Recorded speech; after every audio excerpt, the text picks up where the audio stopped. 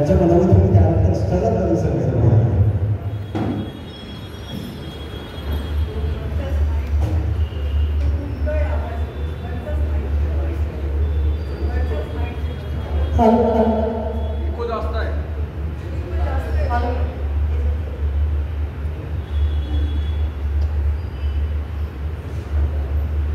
सर्वांनाच या ठिकाणी शब्द सुधारण मी वर्षा उस्तावाड आपलं मनपूर्वक हार्दिक स्वागत करते. खरोखरच आजचा दिवस अतिशय आनंदाचा आहे, अतिशय उत्साहाचा आहे, अतिशय चांगल्याचा आहे आणि हा कार्यक्रम म्हणजे या ठिकाणी हा श्रावणधारा काव्यसंस्था रौप्य महोत्सवाचा आणि कार्यगौरव पुरस्कार सोहळ्याचा या ठिकाणी आहे. या कार्यक्रमासाठी उपस्थित सर्व मान्यवरांचं त्याचबरोबर सर्व दिग्गज अशा शैक्षणिक, सामाजिक, क्रीडा, साहित्य क्षेत्रातून आलेल्या सर्वच मान्यवरांचं आणि माझ्या बंधू भगिनींचं या ठिकाणी या आर्य समाज पिंपरी द्वारा संचलित आर्य समाज पुस्तकालय व मोफत वाचनालय राज्यस्तरीय श्रावणधारा काव्यसंध्या रौप्य महोत्सव आणि राज्यस्तरीय समाजभूषण कार्यगौरव पुरस्कार या पुरस्कारांच्यासाठी आलेले सर्वच कवी आणि त्याचबरोबर ज्यांना हा पुरस्कार मिळणार आहे ते सर्व दिग्गजांना या ठिकाणी पुनश्च एकदा हार्दिक शुभेच्छा. खरोखरच पिंपरी चिंचवडची ही आर्य समाजची जी काही काव्यधारा आहे या काव्यधाराच्या कार्यक्रमामध्ये असंख्य कवींनी या ठिकाणी सहभाग नोंदवलेला आहे. ही आपल्यासाठी सगळ्यांसाठीच एक आनंदाची, एक अभिमानाची गोष्ट आहे. कारण यामध्ये आपल्याला राज्यस्तरीय समाजभूषण पुरस्कारांचे मानकरी सुद्धा आपण या ठिकाणी बोलवलेले आहात आणि त्याचबरोबर राज्यस्तरीय कार्यगौरव पुरस्काराचे मानकरी सुद्धा या ठिकाणी आलेले आहे. खरोखर त्यांच्यासाठी एकदा जोरदार सगळ्यांनी टाळ्या वाजवल्या पाहिजे.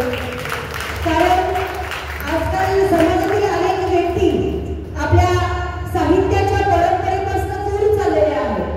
मला या ठिकाणी सांगावंसं वाटतं कारण आजकाल सगळेच व्हॉट्सअप आणि फेसबुकच्या नादामध्ये वाचन संस्कृती कुठेतरी विघ्नत चाललेली आहे आणि वाचनापासून माणूस दूर चाललेला आहे. परंतु आर्य समाज या ठिकाणी मोफत वाचनालय, ग्रंथ निर्मिती या ठिकाणी असल्यामुळं समाजातील अनेक तळागाळातील विद्यार्थी घडण्याचं एक खूप मोठं कार्य आर्य समाज या ठिकाणी करत आहे आणि म्हणूनच आपल्यासारखे असंख्य कवी, नवोदित कवी, कवयित्री या ठिकाणी या कार्यक्रमासाठी आलेले आहेत. ते आपल्या सगळ्यांसाठी अतिशय अभिमानाची गोष्ट आहे. दुसरी गोष्ट म्हणजे काय आहे, आत्ताच आपण एका पुस्तकाचं आपण पुस्तक प्रकाशित केलेलं आहे आणि त्या पुस्तकामध्ये म्हणजे चारही वेदांचा चांगला अभ्यास करून शिक्षण महर्षी दयानंद सरस्वती यांच्या कार्यांचा गौरव करणारा हा पुरस्काराची स्मरणिका आपण या ठिकाणी घेतली आणि ही स्मरणिका आपल्या सर्वच येणाऱ्या युवा पिढींसाठी अतिशय प्रेरकाची ठरणार आहे. कारण युवा पिढींना सक्षम बनवणं आणि त्याचबरोबर वाचन प्रेरणा निर्माण करणं आणि त्यांना प्रबोधन करून प्रेरित करणं हे कार्य या पुस्तकाच्या माध्यमातून केलेलं आहे. अतिशय कमी वेळामध्ये अवघ्या 8 दिवसाच्या आत ही स्मरणिका आपल्यासमोर ठेवली याचं श्रेय या आर्य समाज पुस्तकालयाच्या जे काही संचालक आहेत त्या सगळ्यांनाच या ठिकाणी जातं. म्हणून जोरदार या पुस्तकांसाठी सुद्धा आपण टाळ्या वाजवल्या पाहिजे. कारण ना भूगोल प्रदूषण ते अशा प्रकारचा कार्यक्रम हा श्रावणधारेचा गेली 25 वर्ष हा कार्यक्रम या ठिकाणी चालतो आहे आणि अविरतपणे अखंडपणे हा कार्यक्रम आज तागायत यशस्वीपणे या ठिकाणी पूर्ण झालेला आहे. याचं सगळं श्रेय यातील सर्वच बंधू आणि भगिनींना दिलं जातं. आर्य समाज पिंपरी महर्षी दयानंद महान कार्य या ठिकाणी चालवत आहे. जगभरात त्यांचे जे कार्यक्रम आहे ते 85,000पेक्षा सुद्धा जास्त अशा प्रकारचे कार्यक्रम केवळ पुण्यातच नाही तर अख्ख्या महाराष्ट्रामध्ये ही श्रावणधारा गाजलेली आहे आणि म्हणूनच संपूर्ण भारतभर जवळपास 35,000 शिक्षण संस्था या आर्य समाजाच्या आहेत. म्हणून जागतिक लेवलवर सुद्धा ही श्रावणधारा हा राज्यस्तरीय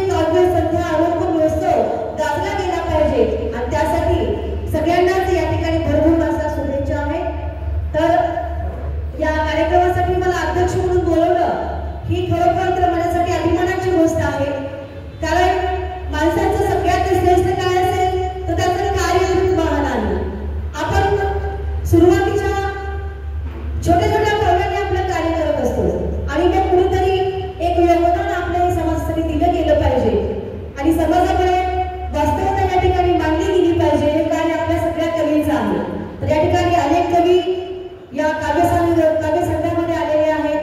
त्यांचे अनेक विचार आपण या ठिकाणी ऐकणारच आहोत. तत्पूर्वी छोटीशी कविता मी तुम्हाला सगळ्यांसाठी लिहिलेली आहे, ती मी या ठिकाणी म्हणणार आहे.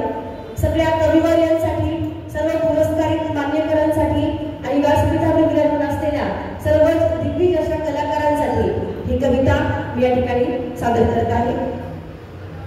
देवा दिलं मला तुम्ही कवीचे मला, देवा दिलं मला तुम्ही कवीचे मला सापडलं इथे असेल बावन कशी सोनं, मला सापडलं इथे असेल बावन कशी सोनं.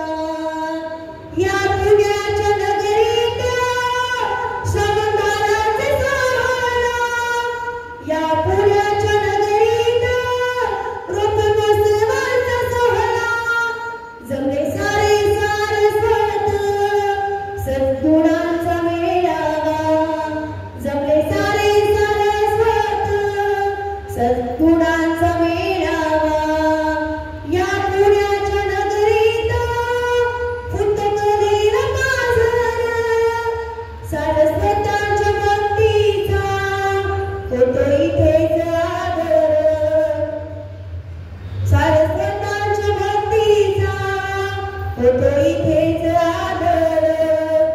नाही मला अभिमान या पुण्याच्या लोकांना, नाही मला अभिमान या पुण्याच्या लोकांना. गोड आभाचे घास भरविते एकमेकांना, असा गोड सहवास, अशा गोड आठवणी शब्दगणात साधविते माझी विठ्ठल माऊली, माझी विठ्ठल माऊली. तर ही कविता खास करून फक्त पुण्याच्या लोकांसाठी होती. कारण खरोखरच पुणे हे साहित्य नगरी, संस्कृतीचं जतन करणारी ही परंपरा आपण सगळ्यांनी टिकून ठेवली पाहिजे आणि सर्वच नवोदित कवी आणि कवयित्रींचा जन्म झाला पाहिजे. आणि अनेक पिढी वाचनापासून लिखाणापासून दूर जात आहे.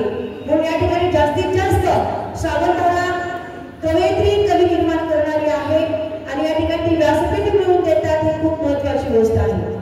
म्हणून या ठिकाणी मला म्हणावं असं वाटतं की वाचणाऱ्यांच्या काळजात अशी घुसली पाहिजे कविता. सर्व कविवर्यांसाठी वाचणाऱ्यांच्या काळजात अशी घुसली पाहिजे कविता, अबोलमुखी डोळ्यांनीच सुचली पाहिजे कविता, मन भरून येईल एवढी टोचली पाहिजे कविता, बोलणाऱ्यांच्या काळजात सतत घोचली पाहिजे कविता आणि कवितेनेच ओळख व्हावी असली सुचली पाहिजे कविता. आणि शंभर लिहिण्यापेक्षा तुम्ही एकच कविता करा आणि त्या कवितेमुळे अशा या काव्यधारामध्ये आपलं नाव होईल अशी सुचली पाहिजे कविता, अशी सुचली पाहिजे कविता. एक छोटंसं माझं वैयक्तिक गीत या ठिकाणी घेऊन मी माझी रजा घेते. धन्यवाद.